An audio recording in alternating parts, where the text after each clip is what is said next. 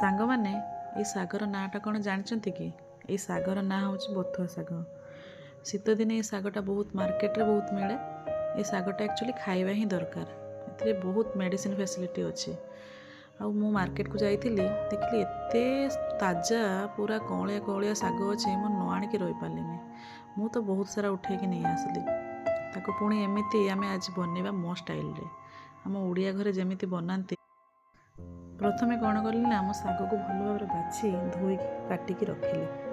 ତାପରେ ମୁଁ ଗୋଟେ ସାଇଡ଼୍ରେ ଆଳୁ ଆଉ ବାଇଗଣକୁ ବି ଏମିତି ଛୋଟ ଛୋଟ କାଟିକିନା ରଖିଲି। ତାକୁ ତେଲରେ ଟିକେ ପକାଇବା, ହାଲକା କିନା ଟିକେ ଭାଜି ନେବା। ତାପରେ ଏମିତି ଶାଗକୁ ପୁରା ବାରିକ ବାରିକ କାଟିକି ରଖିବେ।